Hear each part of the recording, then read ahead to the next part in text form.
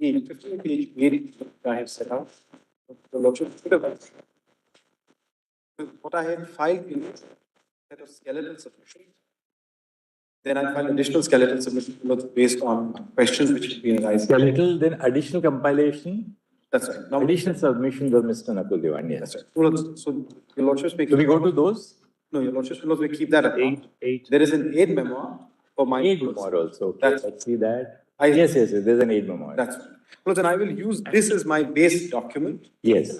Because whenever your lordships will be looking at this matter, all my written submissions, my skeletons will be there. I don't necessarily need to go there. Let me just broadly first set out what my position is. I will adopt Mr. Khambata's submissions in its entirety. As far as Mr. Rai's submissions are concerned, in fact, I did mention this to him also. I adopt the submission, save and extend with respect to two aspects. I don't think it is necessary for your lordships to completely jettison the group of companies doctrine, even though in my respectful submission, as a silo doctrine, it really doesn't add to anything very much. And two, doing away with the concept of implied consent. Because in my respectful submission, and I have got 6 broad headings on the basis of which I'll make my submissions today. The doctrine of implied consent does not do away with the formality of an arbitration agreement under Section 7. It doesn't and it can't. And the reason for that is that whenever you imply a term into a written agreement, it is deemed as if that clause or that term, in fact, forms part of a written document. Now, if you imply that a particular person who's a non-signatory is actually the real party, then in my respectful submission, in fact, squarely falls within Section 7, and I'll make that good when I deal with the Section 7 submissions that I have. So let's go to your aid memoir then. Yes. Because I'm on my aid memoir, paragraph 2. Look, your lordships may come straight away to paragraph 3. Look, I'll tell your lordships how I've structured the aid. I have an introduction of 7 paragraphs where I set out the background that your lordships should bear in mind while considering this case. Then I have 6 different heads of submissions, and I'll run through them as fast as I can. Look, paragraph 3 of my aid. Look, there are, in my respectful submission, 3 fundamental facets which form the background consideration. Look, the first fundamental facet, and I think this is absolutely well accepted under Indian law, as it is under other laws, is the doctrine of separability. And that is, in my respectful submission, fundamental to the consideration, because it is the doctrine of separability which looks at the validity and enforceability of an arbitration agreement.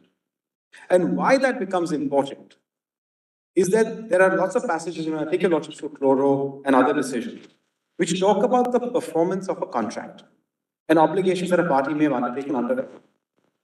But today what your lordships is looking at is in relation to a non-signatory and performance under a separate doctrine, which is a separate arbitration agreement.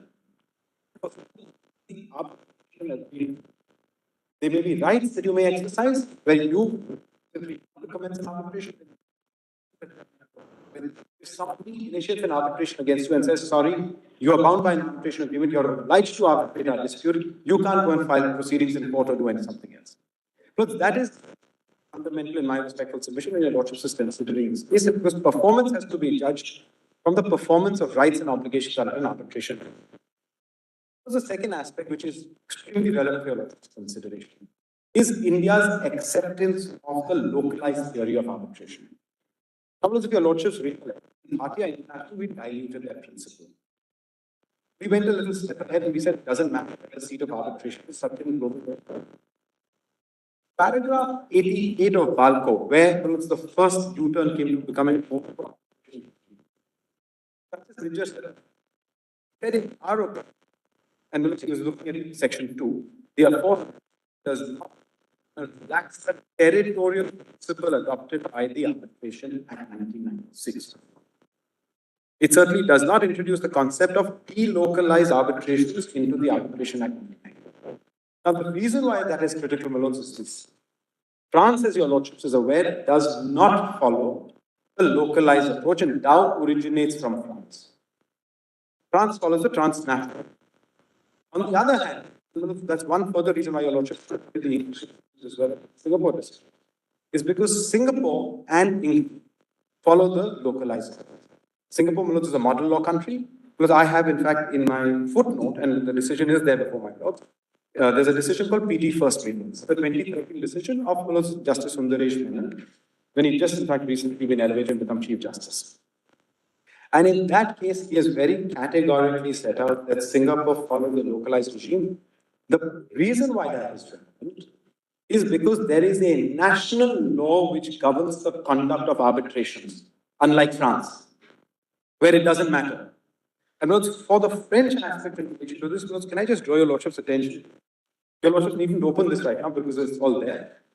Your lordship could just mark this, page 1171 of my edition, which has the article from Bernard. Why don't we read your note? Then we can maybe go through some of your documents and I certainly will also do that. How long is your note? It's a 15-page note. Let's run through the notes so that we get the whole bearing. Get a picture of this, and then we can go through, I'll touch upon the judgment, etc. I'll absolutely do that. The reason why I made that, why I was just making a reference to Hanisha, because Hanisha draws that comparison at page 117. So let's go to para 5 now. Yes, can I just make 2 or 3 points just before I get to para 5? I'll just run through the note. The third doctrine is, we've accepted that contracts are certain and terms must be read as such. Now, why the average public policy? Because your lordship is considering a doctrinal approach, and there's no difficulty with that. 1, we want to be considered as a hub for arbitration. 2, and this is slightly critical, awards which are made in India need to be enforced outside of India. So, your lordships wouldn't want to be in a position, and I made that good paragraph. So let us read on. This just read the note actually. So this paragraph becomes essential. When considering India's avowed legislative policy to 1, be considered as a hub for arbitration, 2, to ensure that awards which are made in India would be enforceable outside of India in terms of the New York Convention, with the Articles 2.1 and 2.2, and enforce awards in India which are consistent with the New York Convention, which your lordships will have bear in mind, section 44 of the Arbitration Act. Because this decision will go across all these 3 paragraphs. These principles must drive, in my respectful submission, the interpretation of section 7 of the Arbitration and Conciliation Act, insofar as ascertaining whether an arbitration agreement can be extended to non-signatories, as well as appreciating the doctrine of claiming through and under as set out under sections 8 and 45. I'm sorry, I'll just take a 20-second digression. Imagine a scenario where a suit is filed in India, and the court under section 45 refers the matter to arbitration, which is say in London or Singapore. And they turn around and say, sorry, under our law, we cannot start an arbitration against a non-signatory. Because jurisdiction also will be the law of the seat. So therefore, if an application is which I've dealt with later, it's in fact, in my respectful submission, a defendant's doctrine. If such an application gets filed, how does the court proceed? Does it just send everything to arbitration?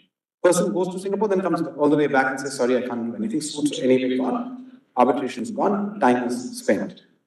Now let's paragraph 6. Bearing that, it is respectfully submitted that as a seat, India cannot be overzealous to extend the jurisdiction of arbitral tribunals to non-signatories who may simply be a part of a group of companies. 2, courts applying Indian law also ought not refer parties to arbitration, whether domestic or international, on an expanded interpretation of claiming through and under. And tribunals also ought not put themselves in a position where, as it transpired in Dala Real Estate, an award is passed in the seat court and is held not to be enforceable by an enforcement court because different principles will also be adopted. And why this is again extremely important is what I've said at paragraph 7, because your lordships is dealing with the question of jurisdiction.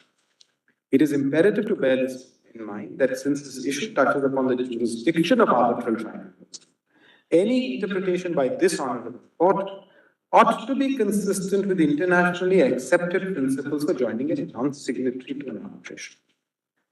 That is because the issue of jurisdiction is considered de novo by a court, whether it be the setting aside or the enforcement. This has been set up by the Singapore Court of Appeal and PT First Media, where the court stated that jurisprudence of the Singapore Court has also evinced the exercise of de novo judicial review. The Singapore International Commercial Court, this is in fact Sir Bernard Eder in CPU, where he stated a challenge to the tribunal's jurisdiction should be heard by way of a de novo hearing, as well as Dalla, where at the enforcement stage, what the court said is, our view that an arbitral tribunal's own view on its jurisdiction has no legal or evidentiary basis, and a party who has not submitted to the arbitrator's jurisdiction is entitled to a full judicial review on evidence of an issue of jurisdiction before the English court. So my suggestion, and as I'll make that good, is going to be this: if we overexpand this doctrine, even if I have an Indian-seated international commercial arbitration, and the arbitral tribunal proceeds against a non-signatory, when I go out to enforce that award and there's a de novo review of jurisdiction by countries which follow the localized regime, maybe not in France, but there's a significant number of countries under the New York Convention follow the localized regime, the UNCITRAL. That award is susceptible not to be enforced on the ground that there is lack of jurisdiction. So whatever interpretation that your lordship sets out today transcends three spheres: the sphere of the tribunal's jurisdiction, the sphere of enforcing awards outside of India, and take the case, say, of an Indian company, an Indian parent, a big trading house, say, taking sugar mills from UP, exporting it outside. It takes the call. It says, I'm setting up a subsidiary in Singapore, I'm setting up a subsidiary in the BVI, I'm setting up a subsidiary in Cayman Islands. It's fully entitled to do that. That BVI company and the Cayman Island company enters into a contract with a Chinese company or Hong Kong company or whatever. There is a dispute. That arbitration award is passed against the BVI company or the Singapore company. Let's assume the Singapore company is a $2 company, but the Chinese or the Hong Kong company perfectly with its eyes wide open says, I will enter into a contract with the $2 company and I will, at the end of the day, have my dispute with the $2 company. Dispute is fought, dispute is lost. Can you enforce it against the Indian company in India? In my respectful submission, the answer is no, you can't. Because with open eyes, you, the foreign company, contracted with my foreign subsidiary. Now you fight it there. That's why Section 44 will become critical. New York Convention Articles 2.1 and 2 will become critical, because this interpretation that your lordships give today will run across all these three: tribunal's jurisdiction, 2.1 and 2.2, and 44 of the arbitration. Mr. Diwan, you are talking about enforceability. That's the emphasis now. It's all three. It's other also. But yes, you see, just by applying the doctrine, we are not saying a non-signatory is being brought in. We have to also look at his intent, his conduct. Those are the parameters on the basis of which we'll apply the doctrine. I mean, just because the doctrine is, we adopt that this is a doctrine to be followed, it doesn't mean that we bring in non-signatory without looking into their intent and conduct. Your lordship is absolutely right, and which is why, my lords, one of my submissions where I point out to certain paragraphs in Chloro and Cheran and MTNL, which, my lords, I'll tell your lordships from practical experience, because we use all these judgments very often, my lords, in international commercial arbitrations to either bring in a non-signatory or to try and move away from an arbitration, are used in a manner which, in my view, overexpand the jurisdiction of the tribunal. And since your lordships is sitting in 5 today, in fact, one of my submissions is going to be that your lordship should either clarify those parts or set aside or strike out certain parts of those decisions, so that it cannot just be a group of companies or single economic entity and nothing. It can't be nothing. That's right. But there are parts of all of these judgments which, my lords, are cited often and often enough, which become a that, I mean, that's what lawyers' ingenuity is something which you cannot ever curb. Since your lordships is giving clarity today, and I made that good, and I'll take your lordship. That's only a great aspiration that, judges can give clarity which will last for all times to come. But it's as good as the next lawyer with an imaginative mind. Yes. But certainly your lordships, in my respectful submission, sitting here, should look at this aspect, which I think is important. because it has significant ramifications.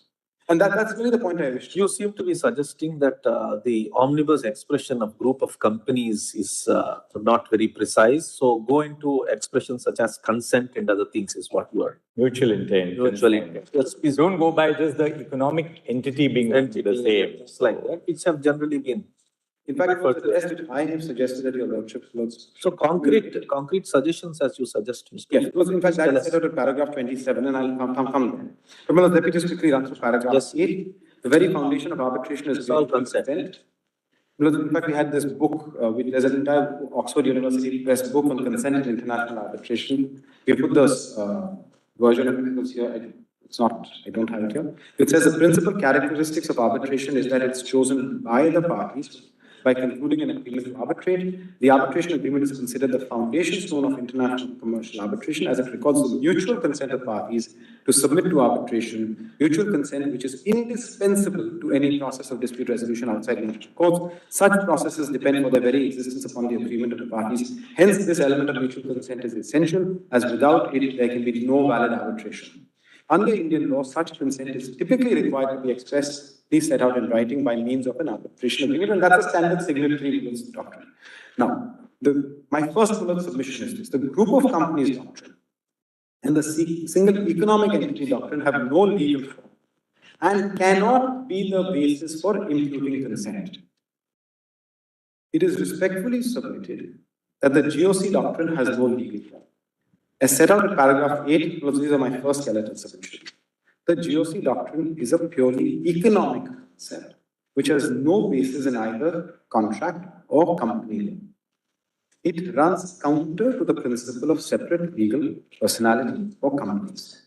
And this decision that I have cited, which is the Bank of Tokyo, in fact, it's Lord Gough's decision, whereas Lord Hoffman, then a lawyer, was arguing.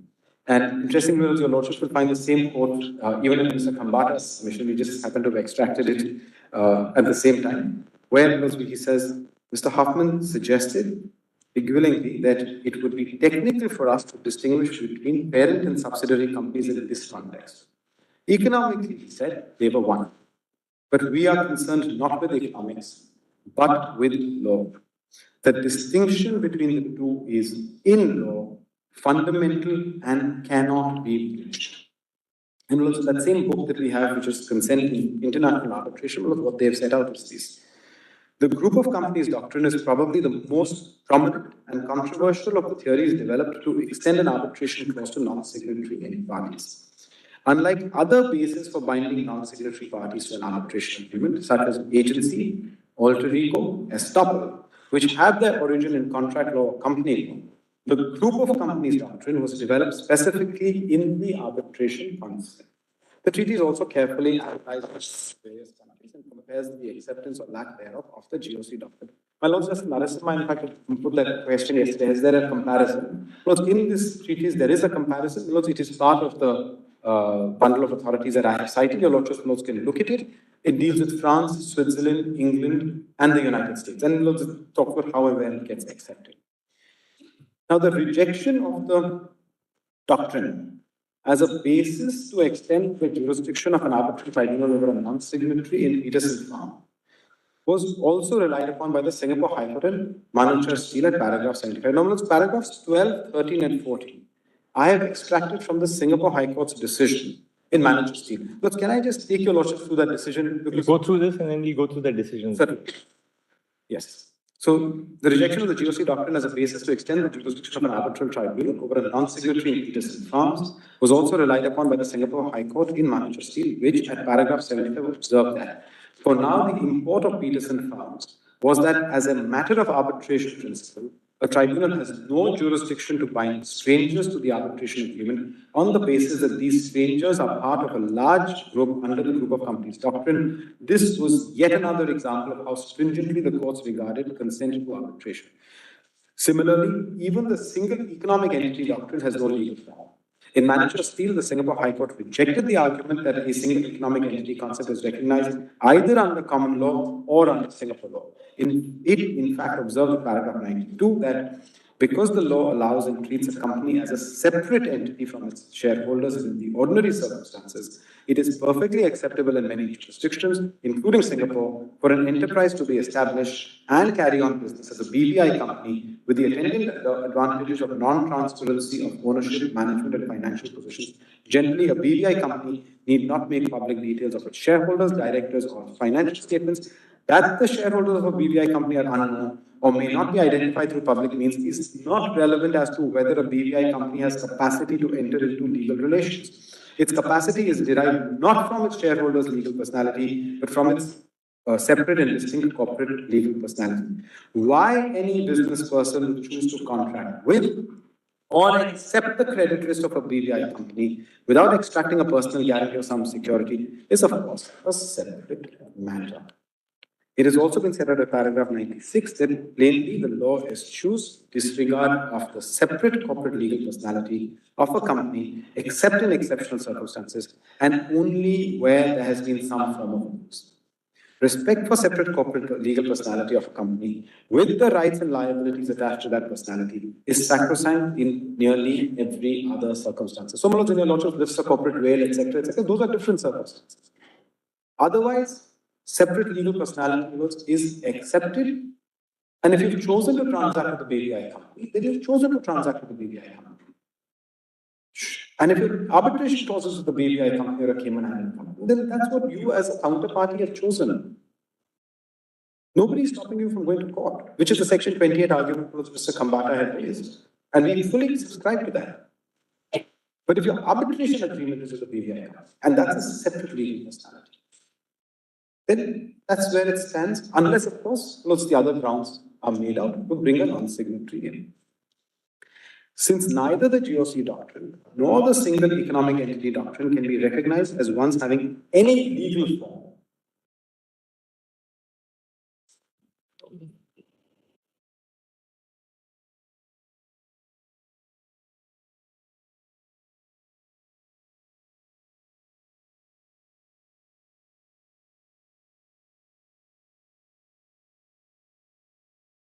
they cannot be demonstrative of establishing any intent of a non-signatory to arbitration. So that's my broad basis. Now, as I come to the facets where I think where Chloro, Cheran, MTNL, and ONGC, my respectful submission should be clarified, or I've said it. Let's just first look at paragraph 103, Chloro, which sets out two basic, I would say, the basis by which you can bring a non-signatory. 103. Various legal bases may be applied to bind non-signatory to an arbitration. 103.1. The first theory is that of implied consent, third-party beneficiaries, guarantor, and other. This theory relies on the discernible intention and to a large extent on good faith principles. They apply to private as well as public entities.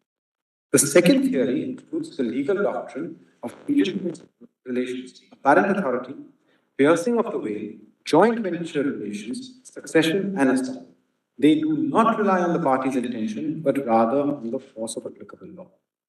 While there is no concern with respect to 103.2 of the law, where a legal basis is adopted to ascertain which is the real party to the dispute, to the extent that paragraph 103.1 seeks to bind a non-signatory to an arbitration agreement, and to a large extent based on good faith principles, it should be clarified that unless a court or a tribunal finds there to exist a discernible intention to arbitrate, a non-signatory should not be compelled to arbitrate. So, if your lordship just strikes that red part out, and it is that you must find a discernible intent. You don't sort of read a passage in a judgment and then, identify, some portion. You read the whole passage together. Look, I'll tell you, Lordship, so the problem... Therefore, once we accept that mutual intent or consent are the key factors, how does consent or mutual intent get deduced? That's the point. Then to decide whether there was consent or whether there was a mutual intent, obviously, you will have to look at various factors. How do you? And those factors cannot be decided with any specificity in advance. And I'm not for a moment suggesting that. Please don't take it So as... therefore, you also accept that, well, mutual intent to arbitrate, consent to arbitrate, these are key because of party autonomy, because of the doctrine of severability, so on and so forth. Once we accept that, then in some isolated observations on chloro control, you're right, it may require a little bit of tightening up. But we can't just say, okay, they read these observations in red and therefore don't read the observations in black, which are not highlighted.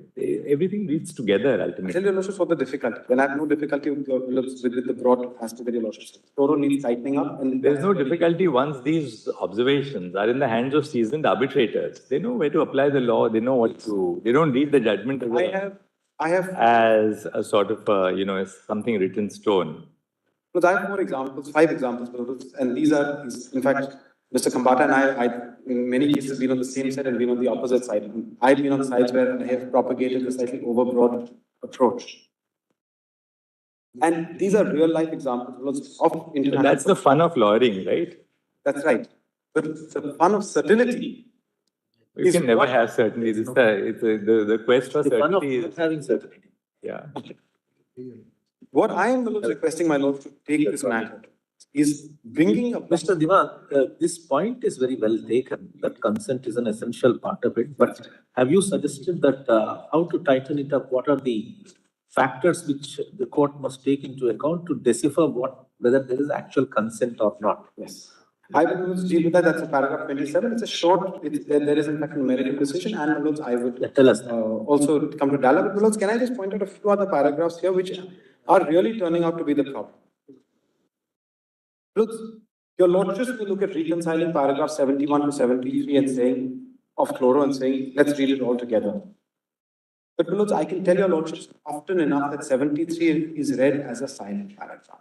And in my respectful submission, the way it also was founded in Cheran, seemed to suggest that what was accepted was a 73 was a 7.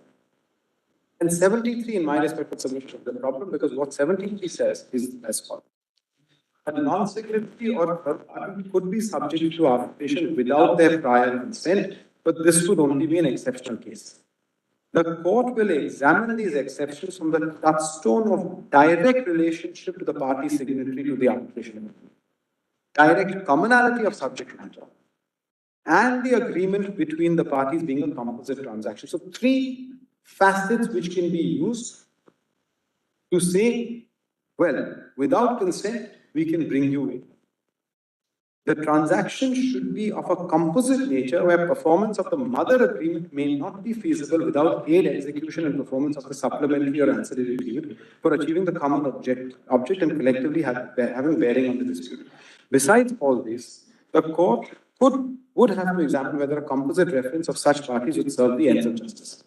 Now let's please see how under these 3 facets it becomes so overbroad. One, the first 3, which is relationship, commonality of subject matter, and composite transaction have nothing to do with intention, standing by themselves. 2, performance. And there, paragraph 76 becomes a bigger problem. And 3, does it serve the ends of justice? You may well take that view when your lordship is sending when your lordship is sitting in court.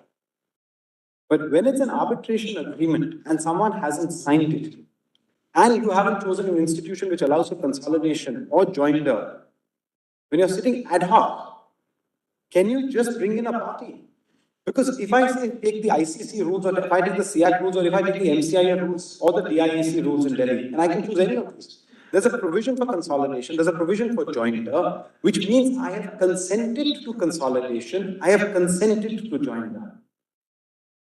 And in those circumstances, yes, multi-party disputes may well be joined together, but there is consent by accepting a set of rules, but not in an ad hoc situation.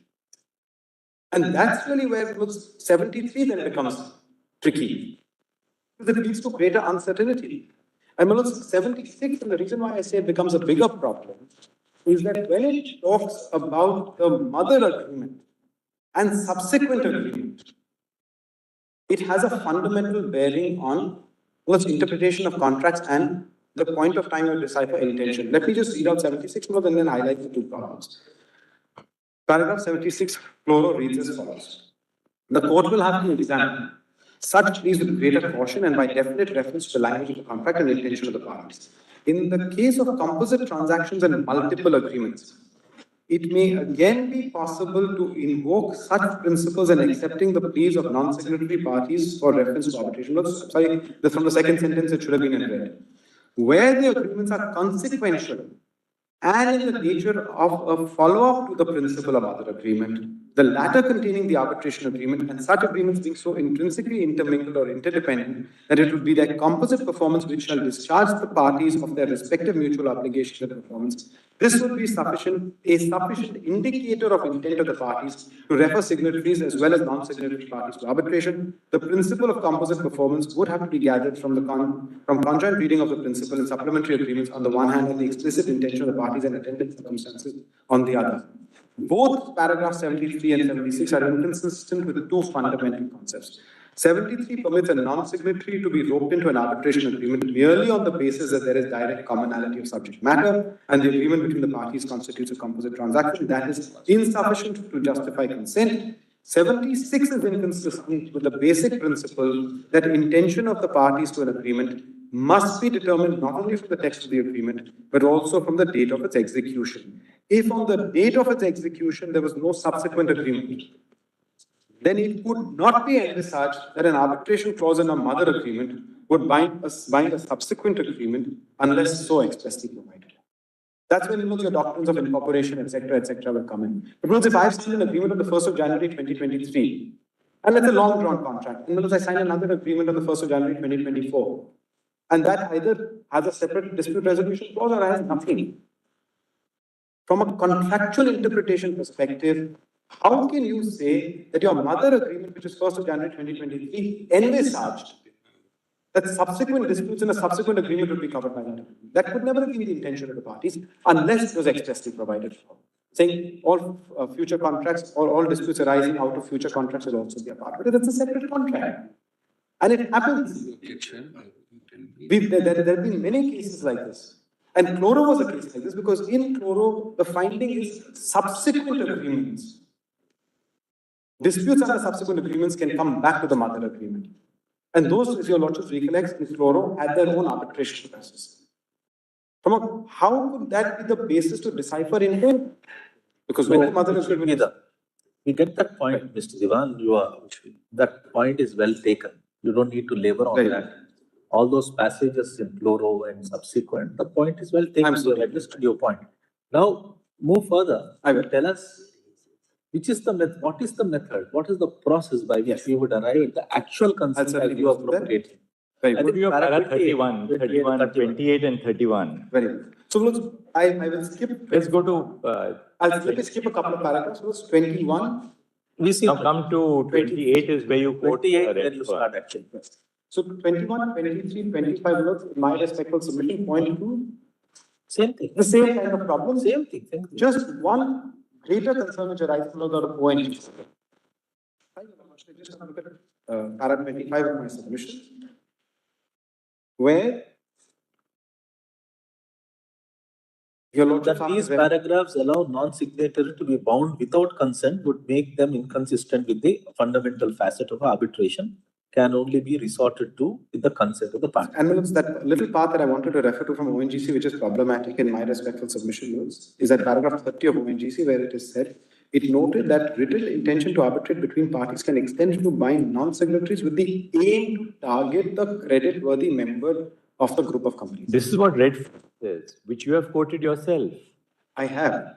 Then exactly, we have referred to redefine, we have quoted redefine there. That's why I'm not saying, I'm not promoting. Where you have referred to redefine yourself. I certainly have. Redefine expressly refers to what is the purpose of the doctrine. That's right. Now, paragraph 27, your lordship is absolutely right. I have referred to redefine and how redefine reads down. That's right. And what redefine effectively was a paragraph 27. I mean, what I've said at paragraph 27 says this.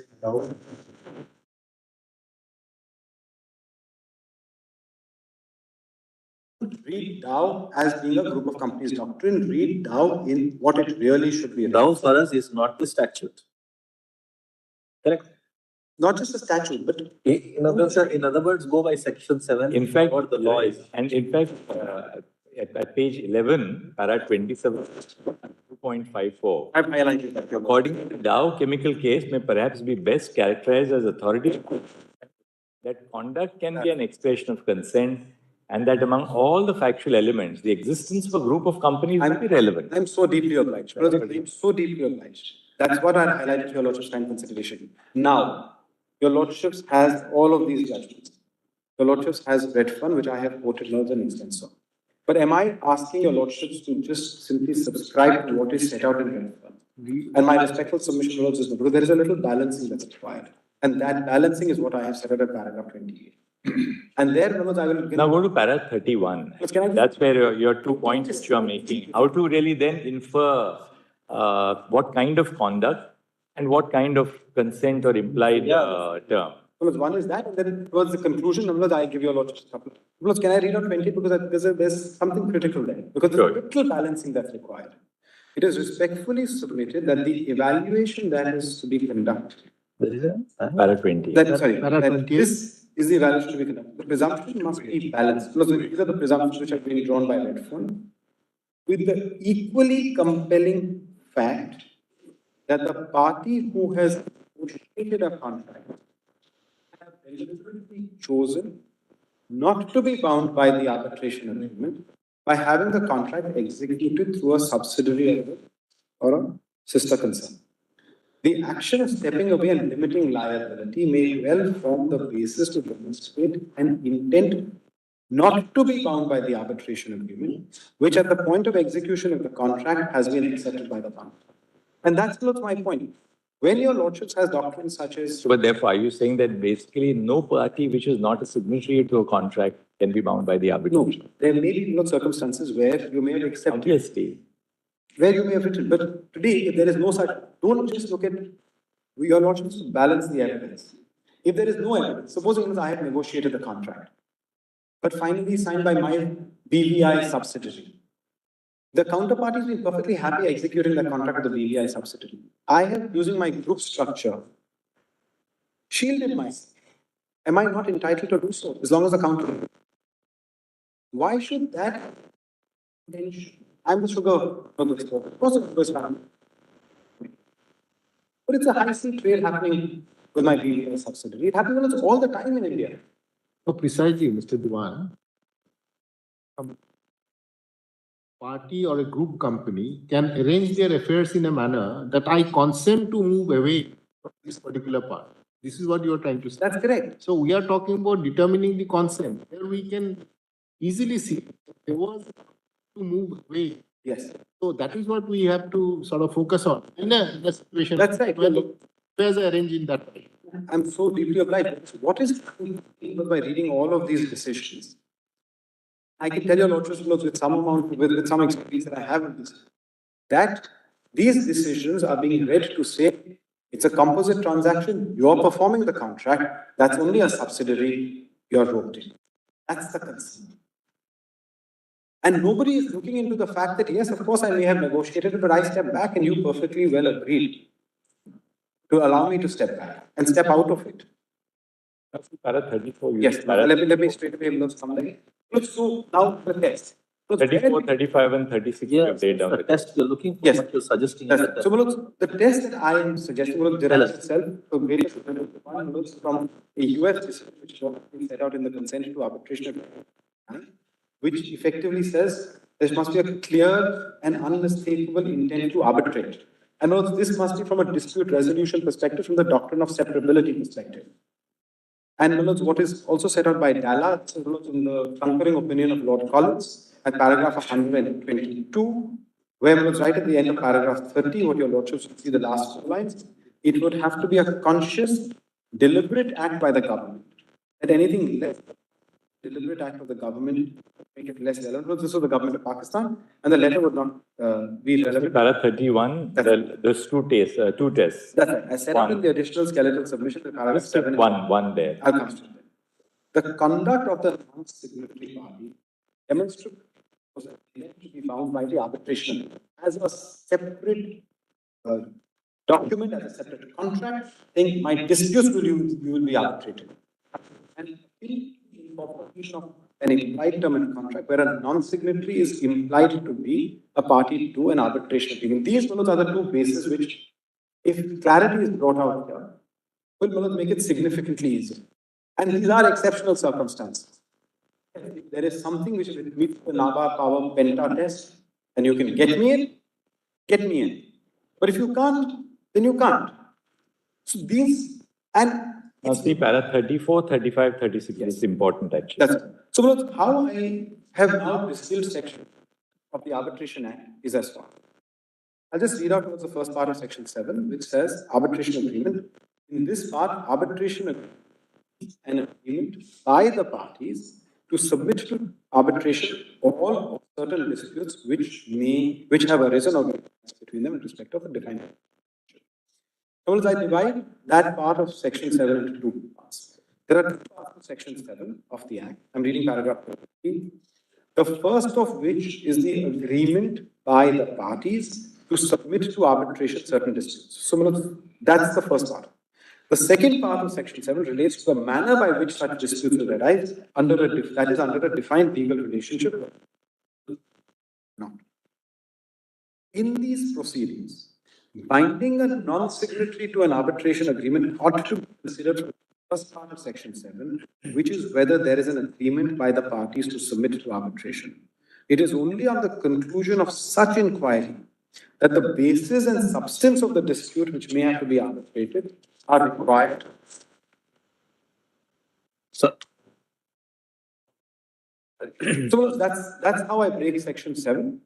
And what I also must further submit is that it is, paragraph 35 is that the definition of party ought not hinder your motives. Because a party, I will say, should be the real party. Because 2(1)(h) says unless the context requires otherwise. So your lordship is not bound by just the definition as it stands. And therefore, the paragraph 36, I say, if in a particular case it has to be asserted that the real party to the arbitration agreement is a non-signatory, then the definition of 2(1)(h) ought not come in the way of restricting the arbitration only to the signatory. Now just let's see your conclusion, Mr. Diwan. Yes, just a little point of claiming through and through and under which, okay, Mr. That's right. I'm not going to repeat anything there. But please remember just one thing. When the section 8 and section 45 come into operation, I have filed a suit in India. Very clear. It can only be related to an Indian suit or any other Indian proceeding. A non-signatory comes claiming through and under. Say, why have you filed it against me? I am claiming through and under against this as a defendant. Send me to arbitration because there's an arbitration agreement with somebody who's a signatory. Certainly the signatory comes no difficulty. It's a direct 845F. Claiming through and under is actually a defendant's job. It's meant for a non-signatory to come in and accept that obligation to arbitrate. Because the other person who has filed the suit says, yes, I may have a contract with person X. Maybe you're the assignee, maybe you're not the assignee. I don't know. Maybe you're the parent company. I can't go against you. I file a suit. Parent company comes and says, no, I'm claiming through and under my subsidiary. I am the real party. Send me to arbitration because your contract has. So it's a defendant's doctrine. And what I'm only saying is this. That defendant's doctrine under 8 and 45 cannot be used to just bring a non-signatory group of companies, which is where there's been a conflation in my respectful submission. All right, let's go now to the conclusion. No, I'll certainly now come to the conclusion. And the point we make is this. It is respectfully submitted that this honorable court to set aside parts of the decision in favor and subsequent judgments that allow arbitral tribunals to commence arbitration only on the basis of the GOC doctrine. The GOC doctrine cannot, without more, extend an arbitration agreement to a non-signatory. The determination of the real party to an arbitration agreement must be reflected on the execution of the arbitration agreement.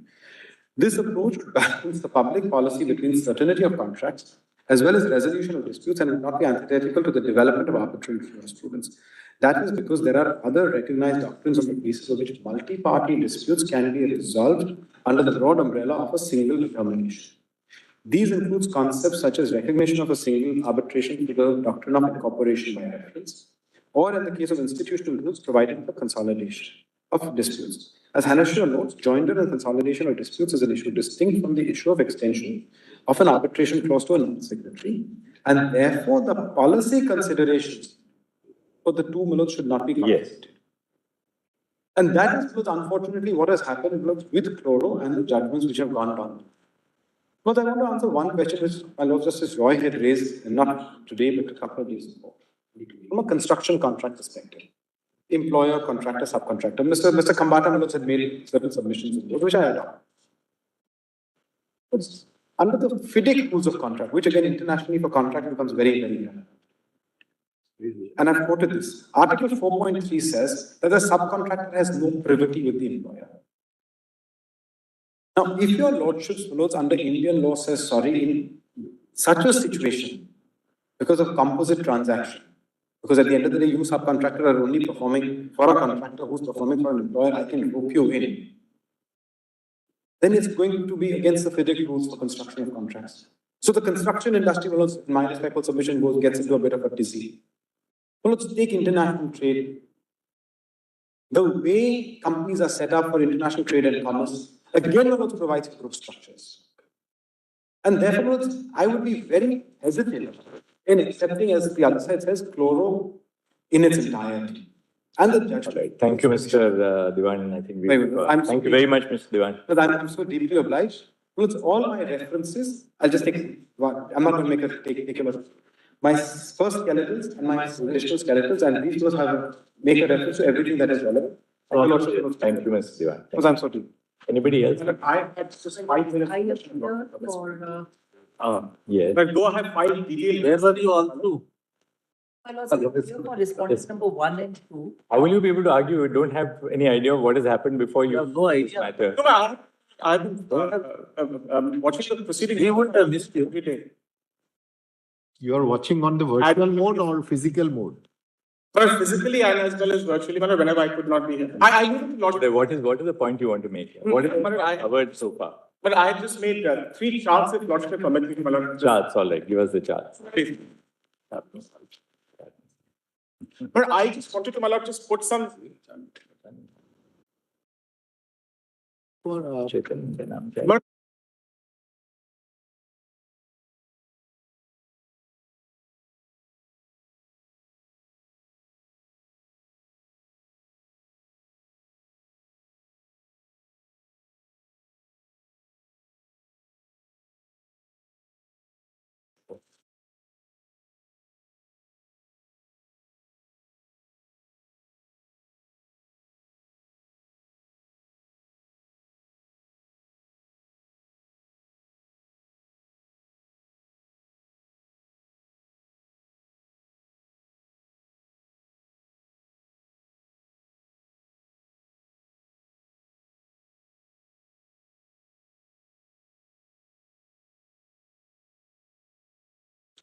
But I just wanted to just place before Lordship just the elephant on the table, and this, unfortunately, I don't have solutions, but I was raised certain important issues, my Lord, the Lordship to consider. But one is, my Lord, which fell from my Lord Justice Narasimha on the very first date of the hearing, and which my Lord the Chief Justice picked up on the issue of parole evidence. That, my Lord, common law jurisdiction, my Lord, we go by, there is an aversion to parole evidence, and we go by what is the written document. And therefore, my Lord, we come to section 7 of the law. Now, the difficulty comes, my Lord, when we come to, my Lord, 8, 11, and 9. Because the difficulty will be, my Lord, that when there is certainty in section 7, that we know those A, B, C, D, E, and they are all written. It may not be a written signed document, but there are exchange of between parties, written evidence. My Lord, the section 9 judge, section 8 judge, and section 11 judge has clear, my Lord, evidence before it, primary evidence before it. Now, my Lord, what happens, my Lord, when you don't have that and you have to go beyond the world? My Lord, that is why the difficulty will happen, my Lord, if this group of companies doctrine traverses beyond, my Lord, section 7. My Lord, for example, in our case, my Lord, it took 3 years and we suffered an interim order. So much so, my Lord, there was a restraint on alienating assets. So, what would you like to, how do you formulate your submissions? Yes, my Lord. My first points so that you can just take them down. Yes, my Lord. My first proposition, my Lord, with Lordship will see from the chart which I have given, the first chart. My Lord, what the group of companies doctrine does is it conflates, my lord, two contrary concepts. If Lordship sees the chart, my lord, I have given at the first paragraph, my lord, is called the which requires presence of wrongdoing, and the second column is absence of wrongdoing. Now, my lord, Professor Gary Bond calls the first one non-consensual, meaning, my lord, that there is no requirement. If you formulate it. May I formulate that? First proposition you were saying. My first proposition is the group of companies doctrine conflates contradictory propositions of law and hence is unworkable.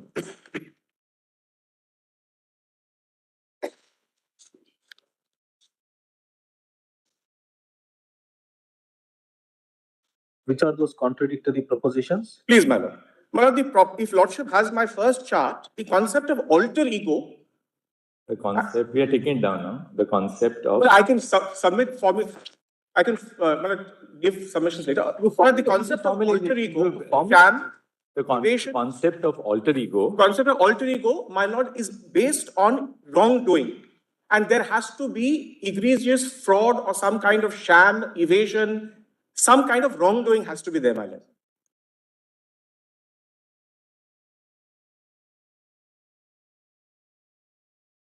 And here, my lord,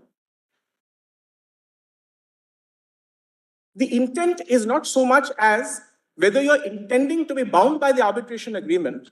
All right. So one is alter ego. Alter ego. Second, sham, evasion of statute, facade. And my lord, I've given the judgments where my lords have in several cases explained this, including, my lord, the recent case in Balwant case. Lordships have, my lord, dealt with this issue. And lordships have explained, my lord, that it is not just having a tight control company or closely held companies. There has to be some element of fraud. There has to be some intent to avoid obligation or to defeat a statute or evade payment of tax. All right.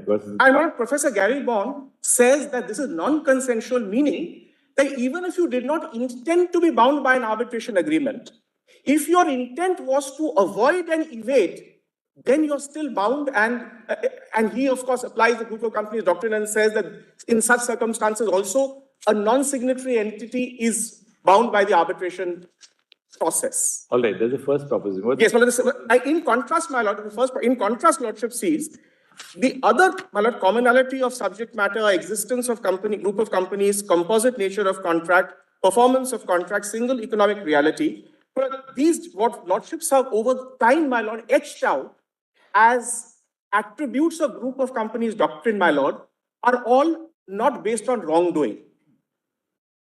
It's simple that, for example, my lord, in MTNL, lordship said if there's a tight economic structure, even if there is no wrongdoing, even if there's no evasion, even if the intention is not to avoid a group of companies, then you're bound.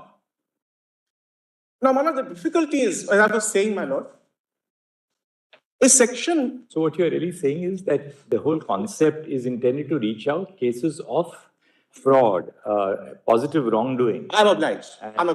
These aspects which have been highlighted in Chloro, they really are not based on wrongdoing at all. You may have a composite contract, you may have performance by one of the obligations of an absent without any intent. I'm obliged. And if 7 is absent, my lord, if the 7 test is absent, you cannot bring in such. We got that, yes. That's all. Well, the second, my lord, related to this, my lord, and my lord, this is the issue.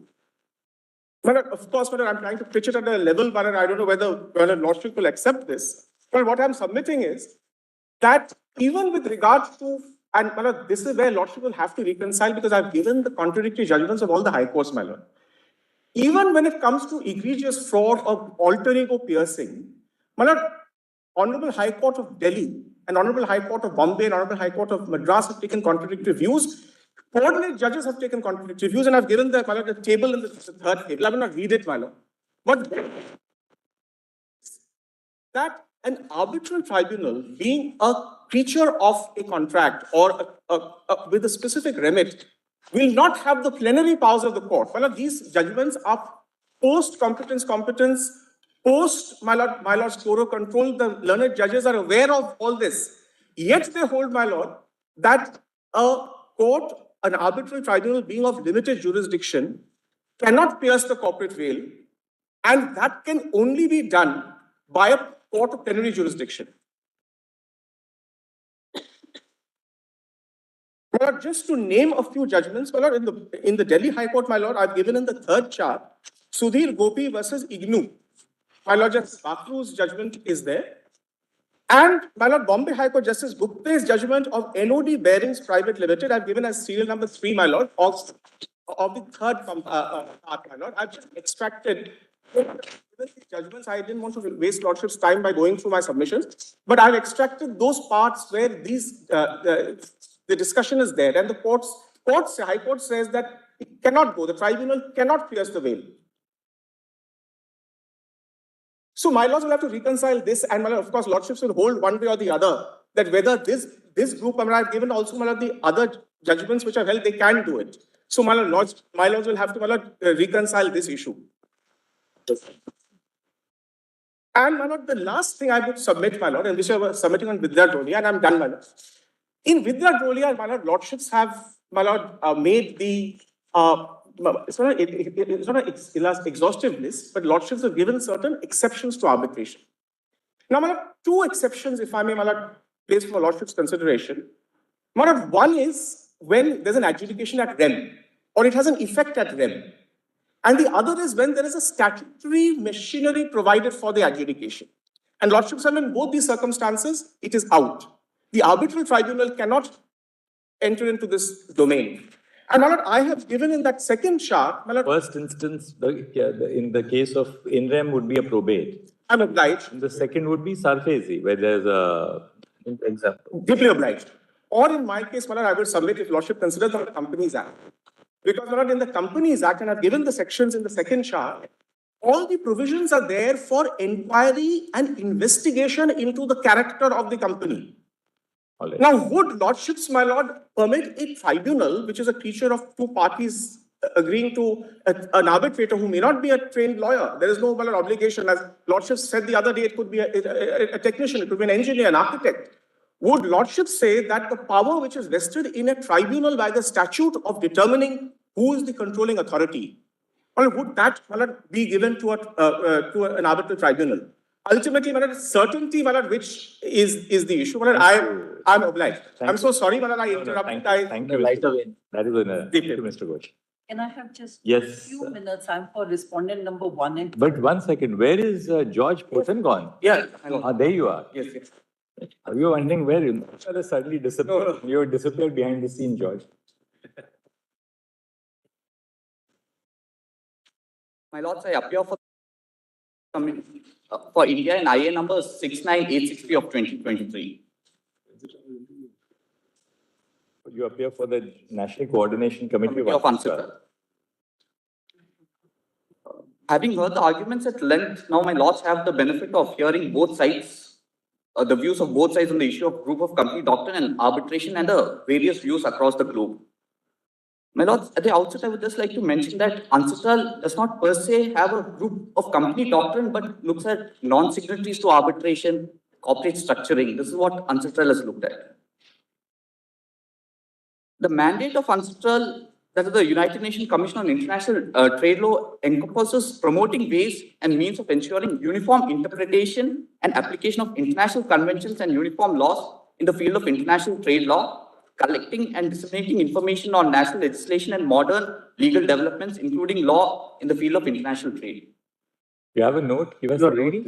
I'll give a note after this, my lord. I'm just skipping most of it, was already covered. I'll prepare a note with comparative. What is tell us, just formulate what your point is, George. My lords, I'll just draw a comparison between the Indian Arbitration Act and the UNCITRAL model law, the 2006 amendments to the UNCITRAL model law, the reason for the amendments, and I'll also touch upon the New York Convention because the model law complements the New York Convention. And last point would be on arbitration without privity. In this regard, it's pertinent to note that the Arbitration Act of India is based on the model law, and there is reference to that in the preamble and in the statement of objects and reasons of the state. So the legislative intent is clear that the Indian model law. So where does UNCITRAL stand? UNCITRAL stand on the group of companies doctrine? My lords, the UNCITRAL has brought about the 2006 amendments to accommodate non-signatories to the arbitration. This I'll just. Where do we get? Standing on the wrong side. Sorry? Standing on the wrong side. Well, I mean, it's non-signatory is not on a group company's doctrine. That's why I said it's. I mean, neither here nor there. But I'll just put it across what exactly it's. I don't know how many countries have accepted the 2006 amendment. Yes, I'm coming to that.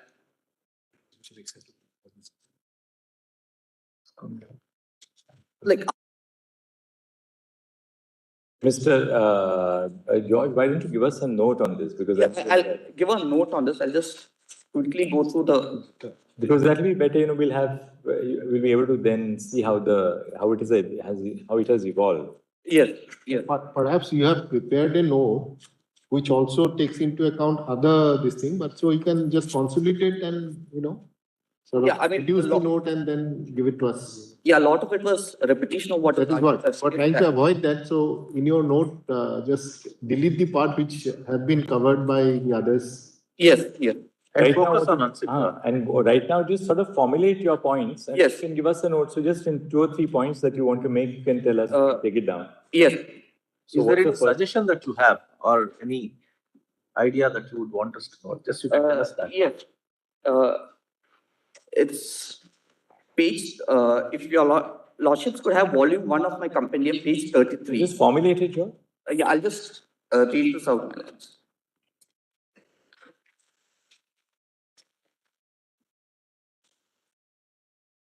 It states the reasons why the amendment was made. Article 7 was amended in 2006 in order to respond to concerns voiced by an increasing number of scholars, practitioners, and judges who are of the view that formal requirements set out in the original version of Article 7 should be amended to better conform to international contract practices.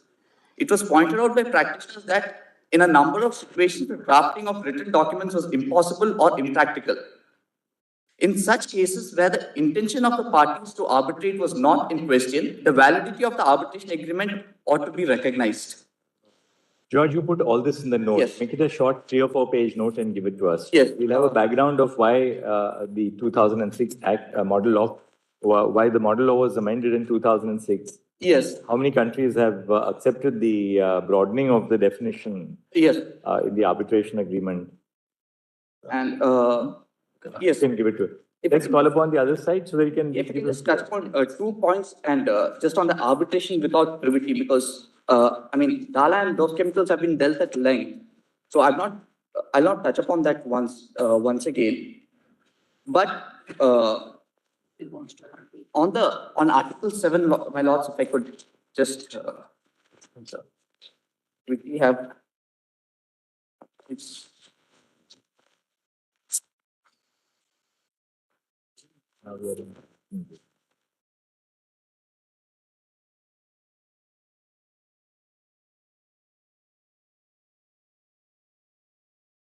The article.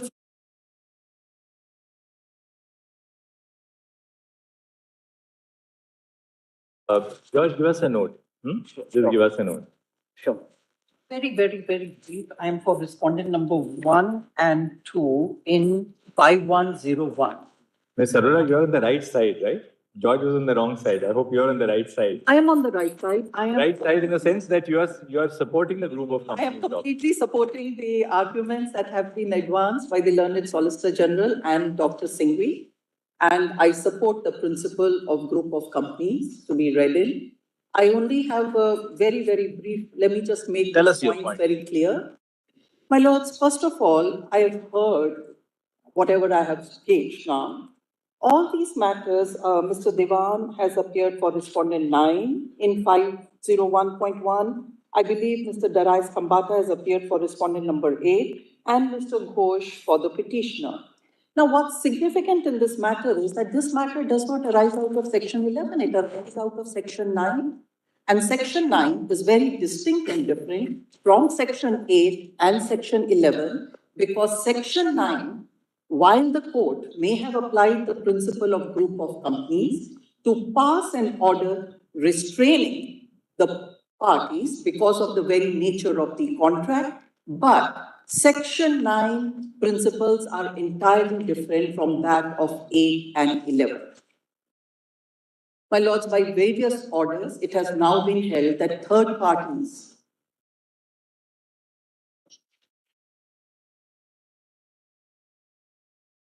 can be joined in the matters of grant of interim relief, protection and preservation, before, during the arbitration, and also after the award, till such time as it is executed. So therefore, the arguments that have been advanced, and I believe it was suggested by my learned friend that the issues are different and should be detailed, I only want to put this on record, lest the final order deal with setting aside the interim protection granted by the High Court. My lords, I have placed the judgments under Section 9. So which is your matter? This has to be dealt. My lords, this is McLeod Russell versus KKR India, where everyone seems to have addressed an argument on 8 and 11. No. My lords, it is 501.1. it's 501.1. It's 8607 of 2022.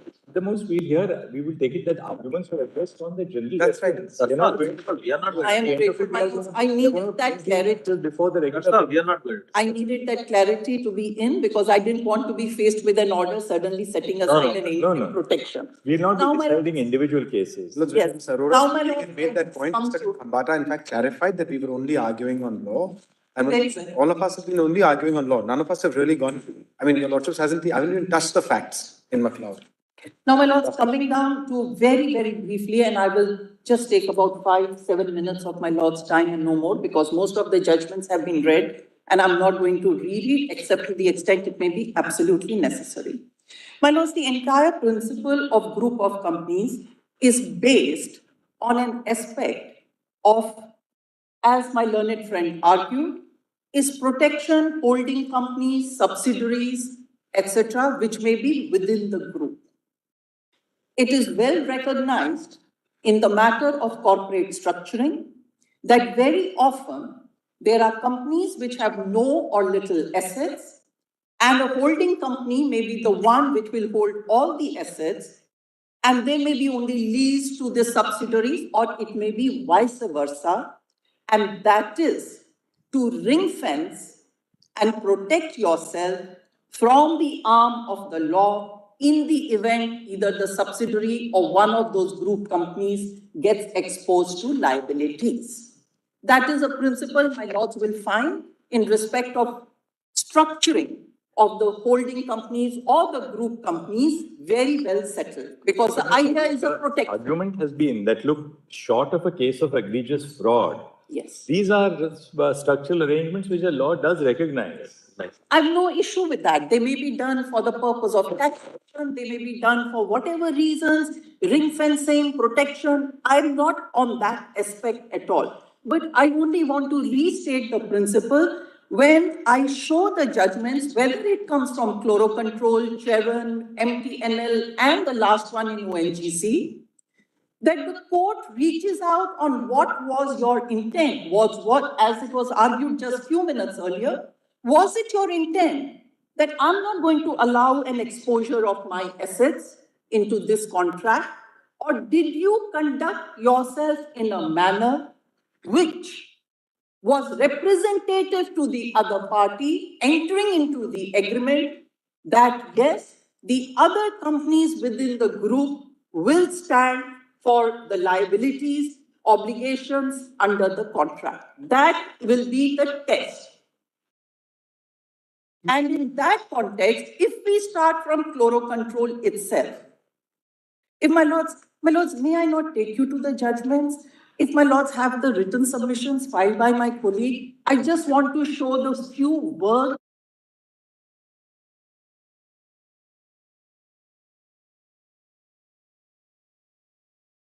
March by Apur Shukla. Yes. 501.1. And therefore, if I have that context clear, each one of these judgments only signifies that what will be that nature of conduct, intent, reflected from the facts, which will bring the group companies into the purview. Fellows, we say a lot about non-signatories to be taken out. The principle is that each one of the judgments says non-signatory group companies. So the question of signatory does not arise, because if they were signatories, they were automatically bound by the contract and the arbitration provision. Because they are non-signatory group companies, therefore the various principles have been set out in each one of the judgments. Just few minutes and I will satisfy that. My lords. My lords, have my submissions. Would my lords turn to page 17? First of all, chloro-control. I'm only going to read few lines and few words and phrases in them, because my lords have already read these judgments extensio. I'm not going to take again that. My lords, have page 17. Yes. This is a part of paragraph 72 at the bottom of the page. This evolves a principle that a non-signatory party, now my lords may mark the word, first of all, we are understanding that the party is a non-signatory, could be subjected to arbitration provided these transactions were with group of companies, and then my lords, the principle is set out in chloro-control with great detail. Please remember the principles on the holding, subsidiaries, assets to be there or not available. Clear intention of the parties to bind the both. So therefore, first thing that the court will look at, was there an intention? What are the factual backgrounds to establish that intention?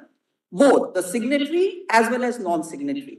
In other words, intention of the parties is of significant feature. So the principle that the court said was intention. Now, my lords, please, page 18, 3 words in 103.1.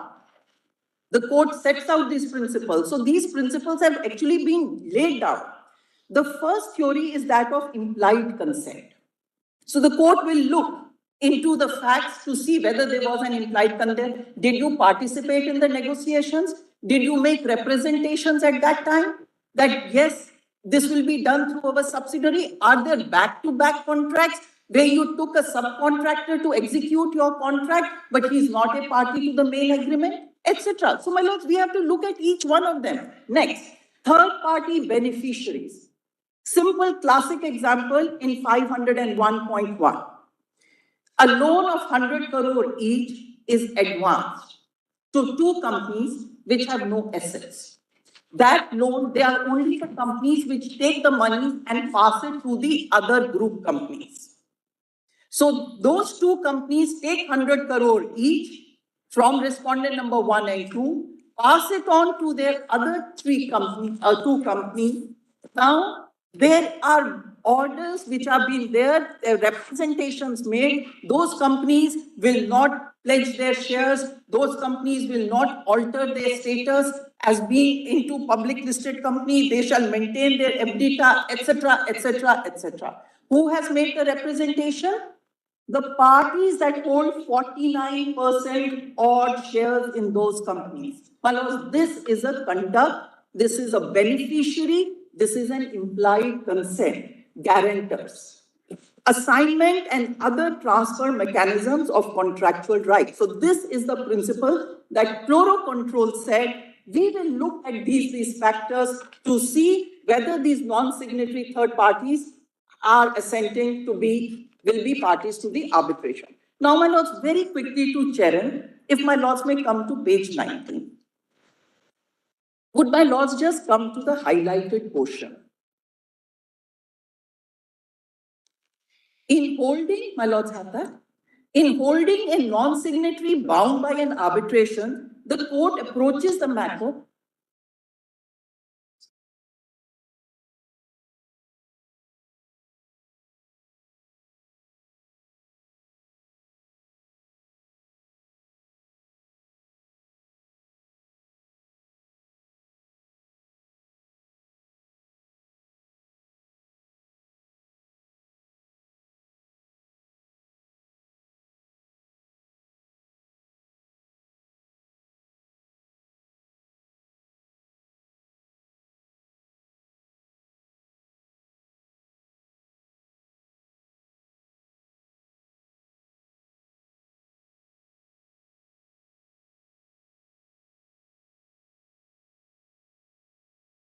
These are extracts from. My lords, yes, these are paragraphs. What I am only trying to establish before the court is that each one of these judgments set out a principle or a circumstance where it believed that in these particular fact and circumstance, a non-signatory group company would be amenable to be joined as a party to the arbitration, whether it was Cheran or for that matter MTNL and subsequently ONGC. And in each one, my lord, different principle or a test which is laid down.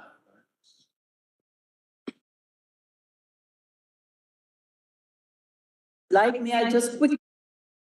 It's there. We don't need it. We have looked at these judgments. Yes. And we'll also note here that this particular matter 9, NHS section 9, no question of detagging because they're not going to decide it on That's this right. at all. But in fact, that submission was made and Yes, that's right. none of us have touched the facts. Because in fact, we've been very conscious not to touch the facts. Yes, yes.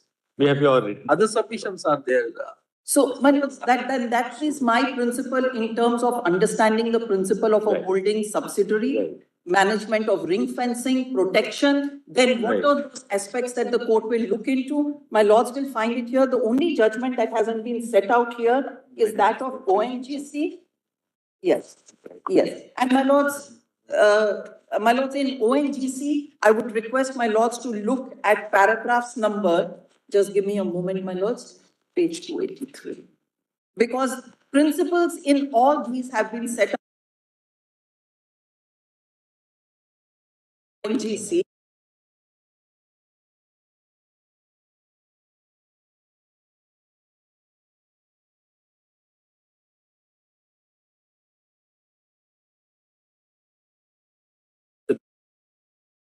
Tell us. Yes. Para? My lords, paragraph 37 onwards until 41. Okay. Para 36. And those same principles have been then culled out as to where you would then have a non-signatory third party joining in an arbitration. So, my lords, to say that Section 7 requires it in writing, etc., the principle is entirely different. In what circumstances would you have the non-signatory party? Thank you so much. Now, for and my lords, the only other thing is that this particular reference will not apply in case of Section 9 because I'm That not. you have already what you have said. Not Please under clarify. that principle, it's entirely different from 7, 8, and 11. Yes.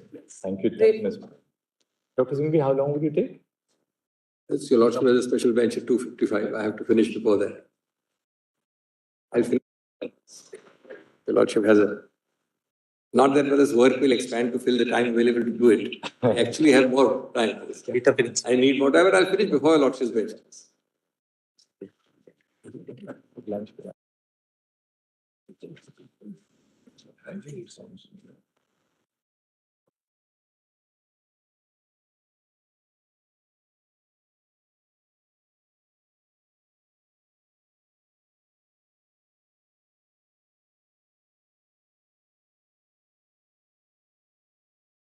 Just broadly, what is your submission going to be, Dr. Singhvi? It'll be faster if the courtmaster can put three notes, three things. One is my note, which I gave you lordship in the opening. Lordship will call it note 1. One is a rejoinder note I have given now, which is a pointed one. Argument this, answer this. Right. Argument that. And third is CL1. There is case law 1. There are also case law 2 and 3, but these three will cover 95% of my note. So my argument is simple that your lordships has to really ask two or three basic questions. I'll take only a minute, your lordship is rising. One,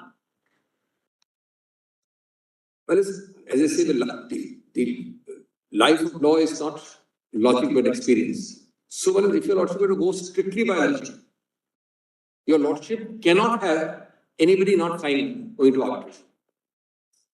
That's the correct way to look at it. Now, obviously, that's not what a lordship is going to do with justice. Where is the intent?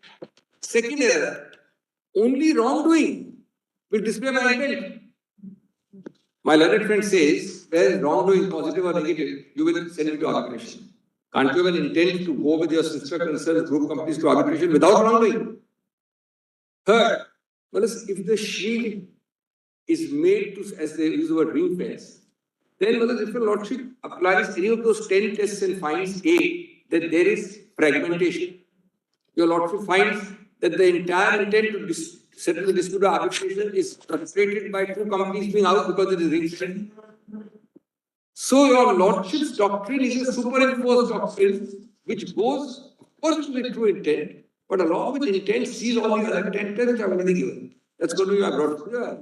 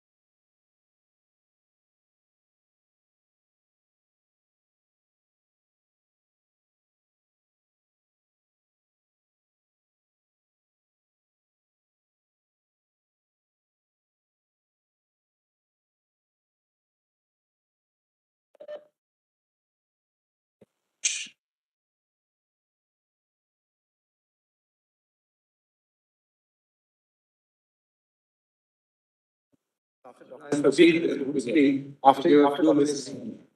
I'll proceed quickly to give a few minutes to Advani and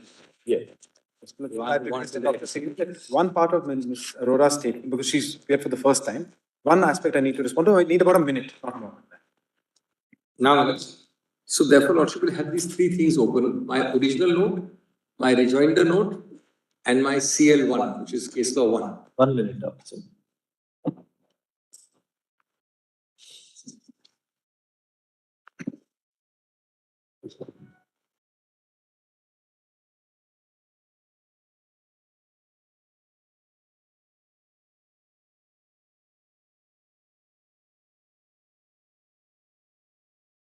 Is also rejoined.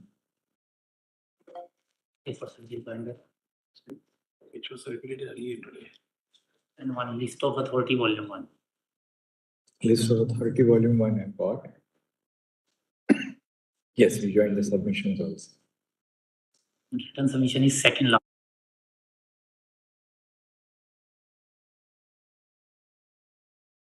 We joined the submissions.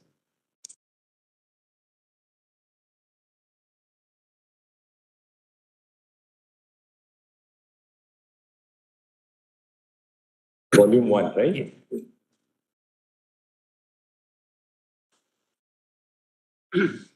Yes. Each of my lords has got that. Yes. Yes. Now let's. I've got about half an hour, so I'll be very pointed. So they have about 10-15 minutes left between them. Please see the larger issue for a minute, and then I'll read only some part of these two notes. The rejoinder one? Which one you want us to take first? No, Lordship may have all three open. I'm not going to follow this sequence, because I'll just go between rejoinder note, my first note, and CL1. Yes. These three things are 95-98% of my solutions. I'll take a different sequence to make it shorter.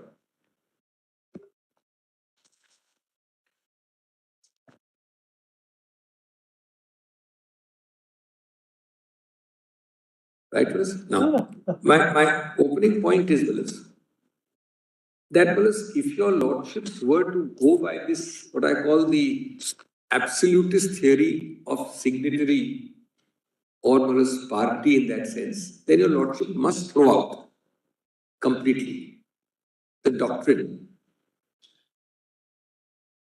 If not, then the best your lordships can and perhaps should do is to consider where the existing law needs trimming or safeguarding. That's point number 2.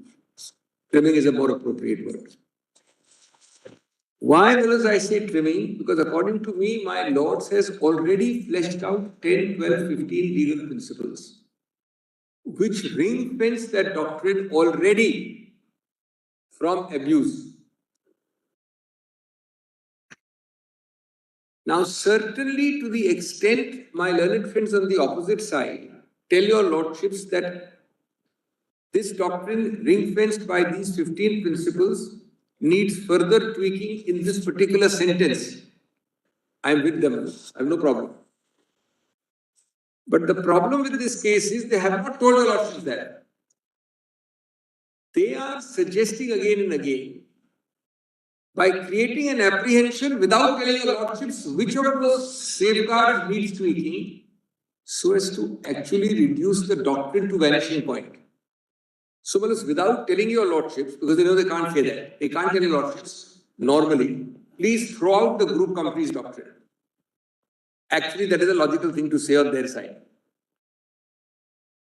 Realizing that that may either be unpalatable or discretion is the better part of valor, they say, no, keep the doctrine, but put so many unknown conditions which reduces to vanishing point, which is another way of saying throw it out. One of those points is, must be positive or negative wrongdoing only. Only an example, I'll be reading in a minute. Take, for example, the repercussions of that point.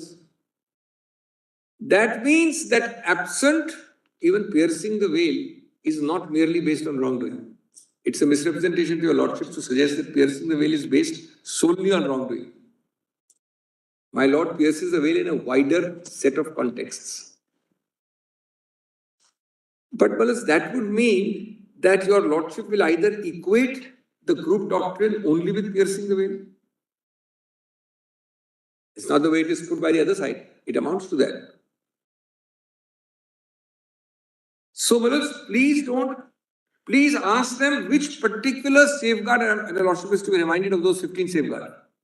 Please ask them which of these safeguards is not enough in what manner. That's a constructive exercise. I would join them in that. But because absent that, please don't let it be reduced to vanishing point by a circumvention or a camouflage. That the doctrine is okay, but in some unstated manner, don't apply it to a non-signatory or to a non-party, which means there is no doctrine at all. Now, with that backdrop, please turn to Wallace 3 portions in a different sequence. First, turn to my rejoinder note, the last page. I'm following a little different sequence, Wallace, it will be quicker. But remember these 3 points, Wallace, which I said in the opening. With that backdrop, kindly turn to the last page of my rejoinder submission. Para? The very last page, Wallace, it's a kind of an appendix. It's Oh. not a para. Does it have the title, Wallace, test for recognition?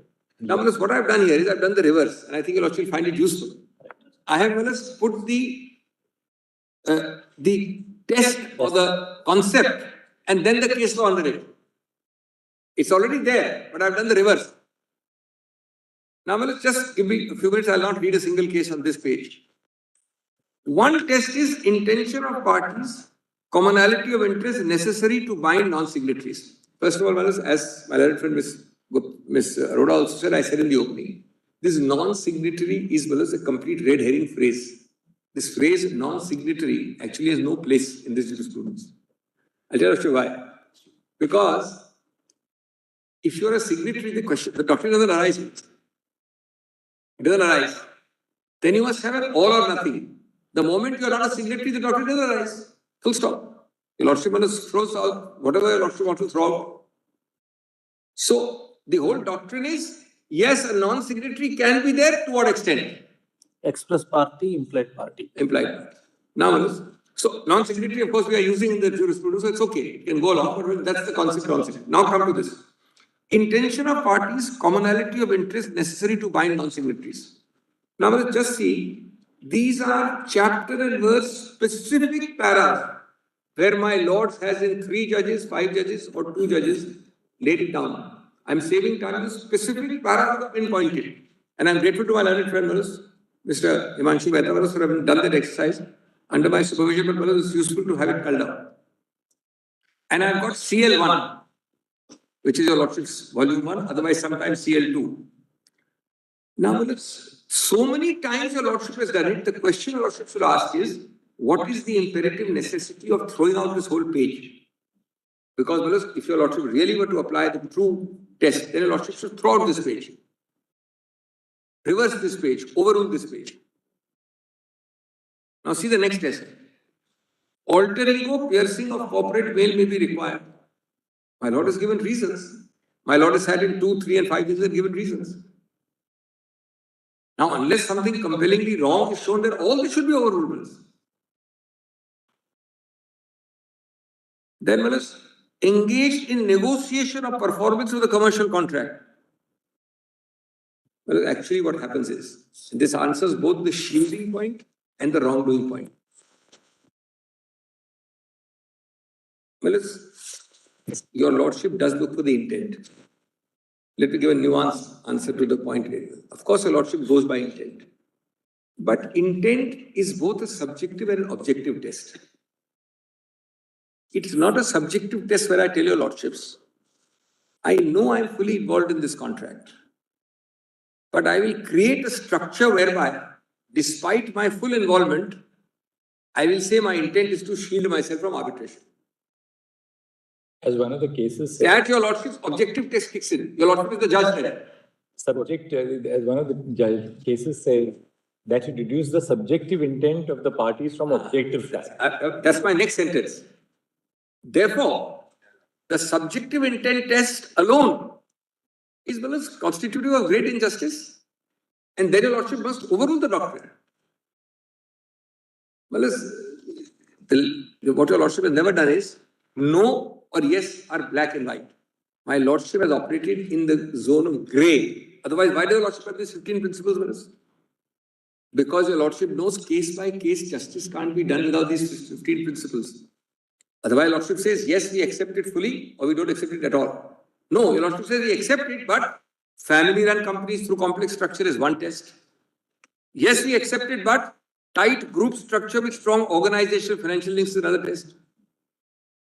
That is the right way to do it with respect, because your lordship will then be doing justice without straitjacketing it in an exhaustive manner for unknown speculative situations in the future, which your lordship can never predict.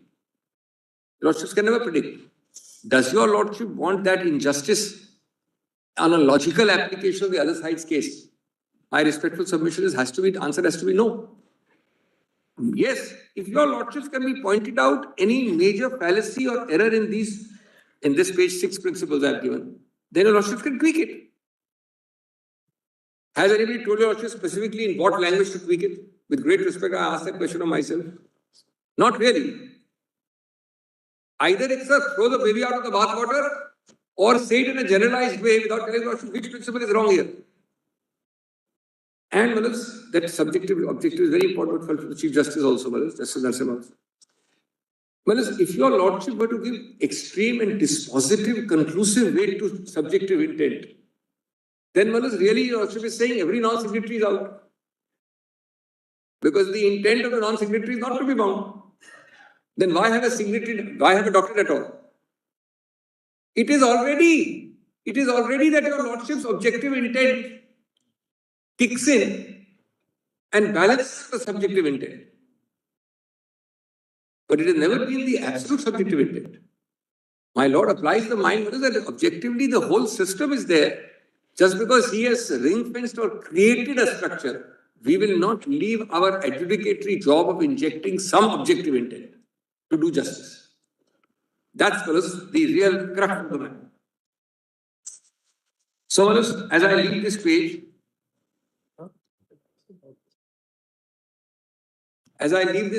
my 2 or 3 takeaways, if I may use the word, is 1, would your lordships have any compelling need shown to your lordships by the other side to overrule this page? Is question number 1. The lordship has jurisprudence, the lordship has case law, the lordship has decisions.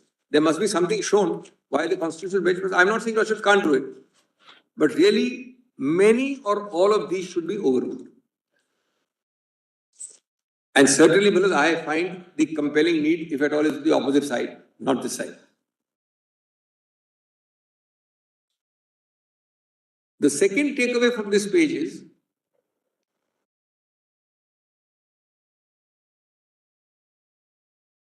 that, I'm sorry, my apologies.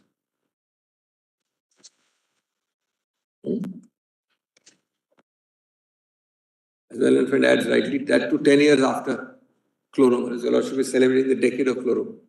So your lordship should overrule. 10 years after, just a thought. I think we haven't yet come across a critical mass of contradictory views in the context of chloro control principle. It's perhaps a little too early. As you are saying, that there are another set of cases which had proved to the court that this doctrine is excessively applied or overarched or wide enough, so much so that the court should take a step back and control. We haven't yet arrived at that situation, is what you're saying. I'm extremely grateful, and may I, with your lordship permission, adopt that phrase, critical mass. That is the critical phrase. It is possible for a constitution bench which finds a predisposition of a mass of cases this way and that way, that is either equal or heavily weighted against the chloro doctrine. It is possible your lordship reaches a critical mass sometime in the future. Otherwise, really a constitution bench is being asked to do an extraordinary thing. And again, it is left unstated by them because they know if they put it like that, lordship would find it unpalatable. So it is not put like that. To be fair, they have not put it at that level. That's my problem. They have not put it, actually they mean that level. Exactly what my lord. That's my submission to your lord. Right, you are saying that. The consequence inevitable is that. That's the point. But they have not brought forth, as Brother Narasimha said, the critical mass of evidence. Let's just look at this critical mass phrase, very important phrase. Your lordship has got most of the cases actually on this chart. I mean, there will be 2 or 3 missing, but most are in this one page. Well, the interesting thing is that the critical mass is leaning in favor of chloro. So what is the constitution being asked to do? It's asked to create a new status quo without showing that the existing status quo has run amok. Without demonstrating in any reasonable way that the existing status quo has run amok. For example, your lordship has some judgments. I'll not name them as in the old time, etc. I mean, one I can name as I argued Balco, private with Bhatia. The lordship has evidence that international commerce was being affected. There's a whole UN cry. But chloro, these judgments have been controlled. They've been actually very calibrated, very careful, cautious. They've not gone overboard. You get the point. This is the second aspect is, come to my first note, section C. Let us just stop for 30 seconds on section B. I formulated the 2 issues. We must remember the origin. These are the only 2 issues. In my B.1, this is the first note, the opening note. I'll not read it, Lordship knows. This really should be your Lordship's broad guiding pole star, these 2 issues. And none are made out in favor of the other side. Whether the acceptance, etc. of the group doctrine by several elders is not permissible within the 4 corners of 96 Act. That's a clear, good guideline to follow. And second is divorce above, whether you should. Original and rejoinder. That's okay. The broad guideline. Now come to section C, category C, lower down that first note itself, first note, opening note. What were those 12 or 15 principles? I'll read a sentence each. It's the same chart, but put in the point of submissions, put in the form of submissions. So first is true and genuine effectuation of the real intent of parties. But real intent where it becomes a form of avoidance, no, then the objective test comes in. Suppose the lordship were to find in a case that the real intent actually by performance, by context, by negotiation is not to be involved. Then the lordship will say, no, there's no group doctrine. It's not bound by arbitration. The lordship is entitled to the existing law. What is wrong with that law? My lord says enough tools not to punish an innocent party. Second, related part entities playing a predominant role both at the negotiation stage at the inception and in the performance. Now suppose both these tests, this is an answer also to the subjective objective which my Lord Chief Justice formulated. Suppose your Lordship gives a finding of fact in not this case, actual case, that I am fully involved in negotiation plus I am fully involved in performance. But because I am a foreigner, I have so designed it that I don't want to be caught in arbitration. Doesn't matter. Sorry, it doesn't matter. Your Lordship should be able to control that. Absence as a group doctrine would allow evasion and avoidance of legitimate collective responsibility. That's a consequence. I'll leave that. Hyper-technical approach. I'll leave that. Now, certainly the whale doctrine, even they have conceded. That's C.5. Even they are conceding in some form or the other.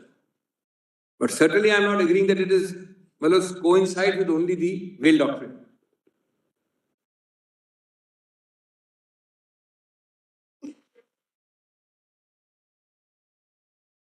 Rest of the seen a very, very important concept is C11.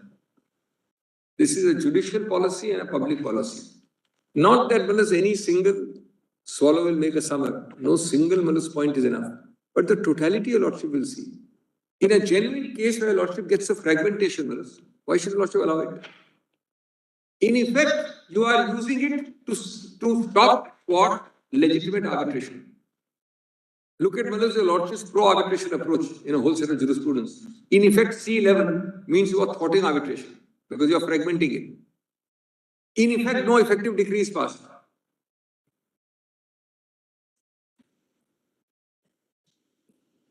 Then I've given C9, which is composite and all that.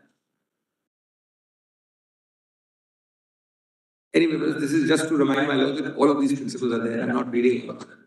There are about 12 or 14 of them. Well, there's a word here, then I go back to my agenda note. C15 and C16 are more important than they are given the weight of. Claiming through or under in the law commission is not being given enough weight by the other side. If that is so, malus, then merely saying non-signatories will not, malus, nullify this. I've given various reasons for C15 and C16. That has not been answered, that has not been really dealt with. That, according to me, I reiterate fully. The entirety of the Law Commission, the 2(1)H argument, Section 8, I'm saving time, I'm not reading it, that is an important consideration in a particular case.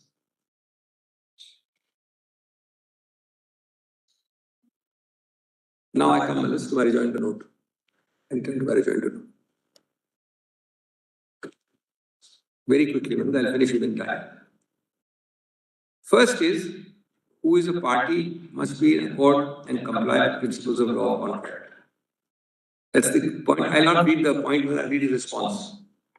72 of chloro in my CL1 provides for clear intent to bind signatory and non-signatory, cannot be restricted only to intention to consider peers for cooperative, alternative, tight group structures. Same point I made.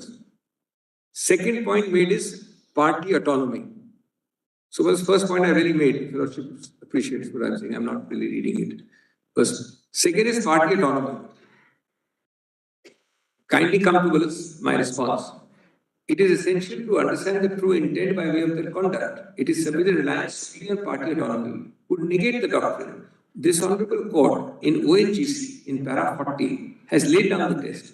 Mutual intention, relationship of a non-signatory, commonality of subject matter, composite nature, performance of contract. What's the point of ring fencing with 5 safeguards? If it is so simple. Well, as party autonomy, then all this is useless. Clearly, I have a non-signatory. Clearly, I have no. What's the point of all the lordships? On the contrary, your lordship is finding a way to effectuate the doctrine while protecting. And that's the right approach. Third, privity of contract. Same answer.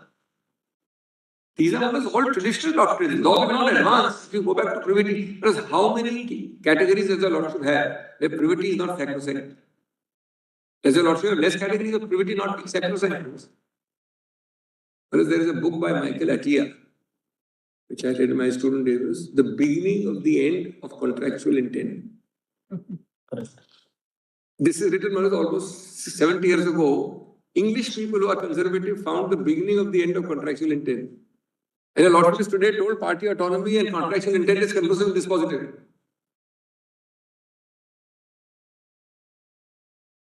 Maybe one of how the same cannot be soul based. In fact, case of non-signatory, this court has used the doctrine of piercing the cooperative. Non-signatory may be held to be bound on a consensual theory, found on agency, assignment, non-consensual basis, estoppel, altering. The courts have added additional elements, common intention, negotiation. These are the juristic principles by eminent authors and a lot of judgments which has adopted those authors. Gary Bourne, etc. have given these theories.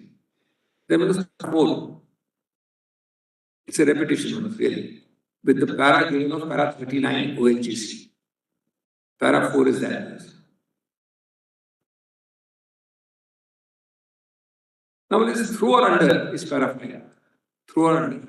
Through or under relates to my first note C15 and C16. Just to cross-reference it once. My first note C15 and C16.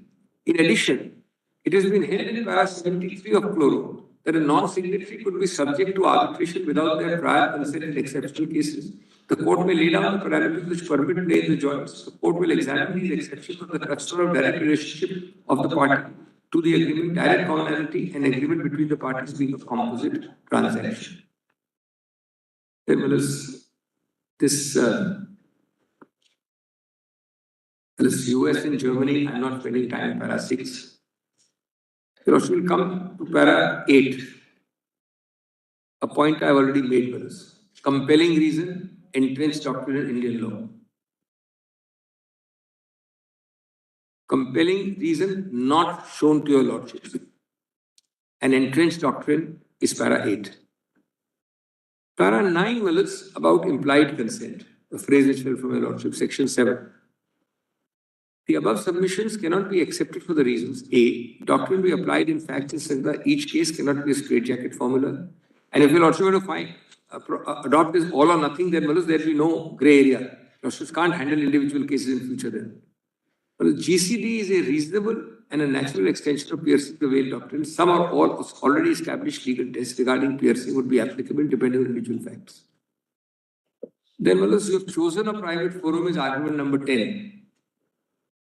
Parties have a right to choose the forum and the parties to the agreement, but circumstances arise where a non-signatory company can be roped into arbitration because the court found the existence, quote unquote, from MTNL. A tight group structure with strong organizational and financial links so as to constitute a single economic unit or a single economic reality. If your lordship comes to that factual conclusion in a case, why should the tyranny of an intention doctrine defeat this? Is my question to myself. Then 11.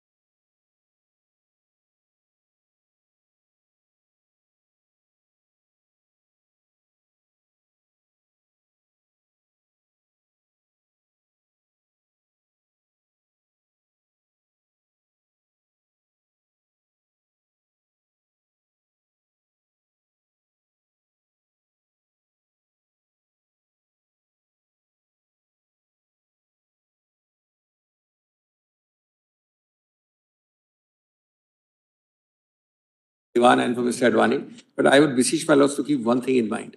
Your lordship already has sufficient guidelines. Naturally, your lordships can tweak it in this way, that way, little bit to make sure it's strengthened. But otherwise, there is nothing in this case in terms of either absolutist or completely. Otherwise, it would actually wreak havoc on what is now an established trend of law. That's very deep. Dr. Singhvi, amongst the multifold talents that you have, you also have the talent of lip reading. Lip reading. Even if I did, I would not disclose. It's a very valuable talent so long as it's kept hidden. That's a talent by itself. I can assure lordships, I don't. I don't. And I'm glad to hear the subtext of what a lordship says seems to be in my favor, but I don't know. I'm never presumptuous about adjudication. Singhvi, you may not want to because you closed. You may not want to reveal a bar secret, but I can tell you a secret which I picked up. I was sitting exactly where your junior is sitting, and where you are standing, Mr. Fali Nariman was leading me. That was a withdrawal of the prosecution of the Chief Minister power under section 321 of the CRPC. Oh, yes. Had come up and had been referred to a constitution bench presided by Chief Justice Bhagwati. Shivanandan Paswan was. Right, Shivanandan. I was on the opposite side. 83 Supreme I Court. was on the opposite side. And, that was where Justice Bharoli. 3-2. Justice Venkataraman, 3-2. That's right. They ultimately, the matter went 3-2 in the Constitution. That's right, 3-2. So the judges were conversing, and I was briefing sitting by the senior Mr. Nariman. And I thought that I'll use the time, to tell him what our next line of authority was going to be. So he turns to me and says, never speak when the judges are speaking. So I said, sorry, Mr. Then when we left the court at 4 o'clock, he says, that's when you get to know the mind of the judges. Something which has not left me, learning lessons on the greats at the bar. I shall pay more attention to this very wise advice. We are now inventing how to read the minds of lawyers while sitting here. I believe that. Deeply obliged. Very deeply obliged. Your Lordships know what happens when we are on this side. Yes. Look, I'll just take about a minute and a half, 10, 15 seconds for me to respond to what Ms. Arora said. Yeah. 1 minute to respond.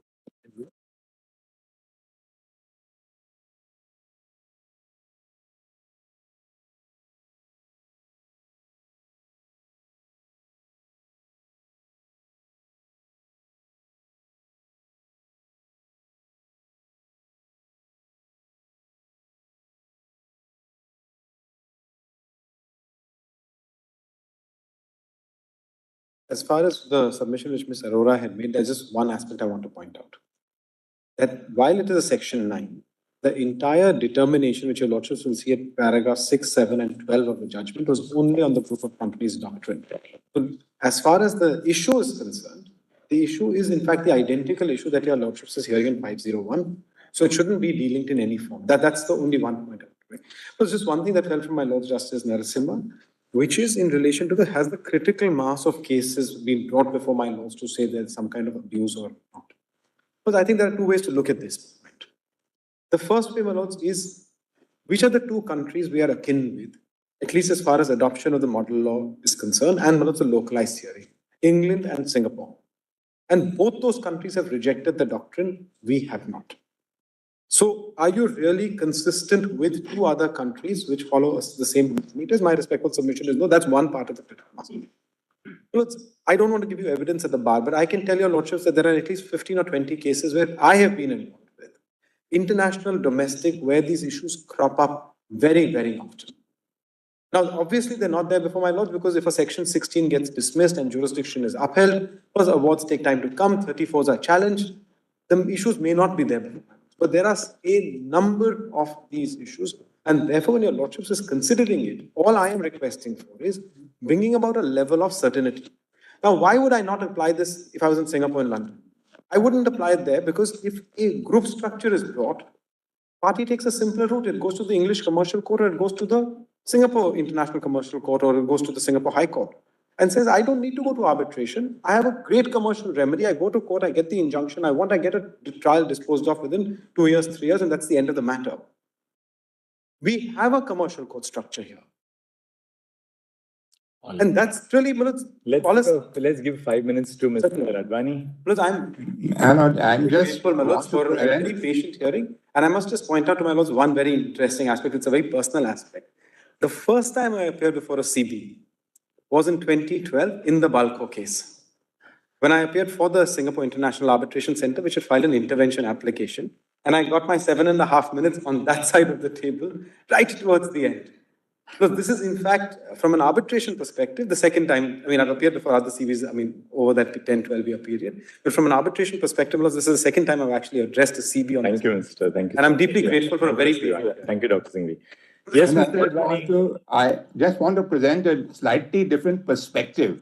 I'm not going through any case law, your Lordship has heard it all.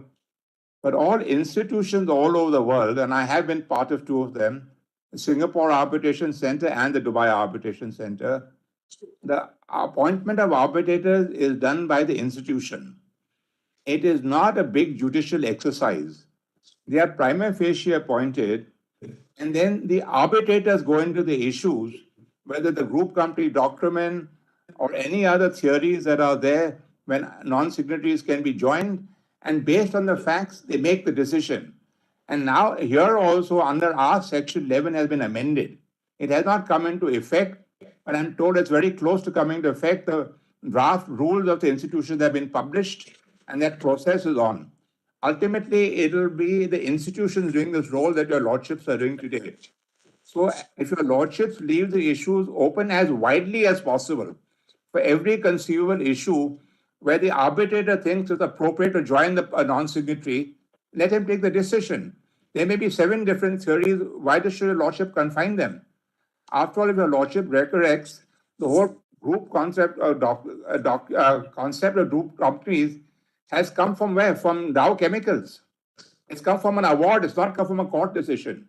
And since now we're also going toward the appointment of arbitrators by the institutions appoint only prima facie.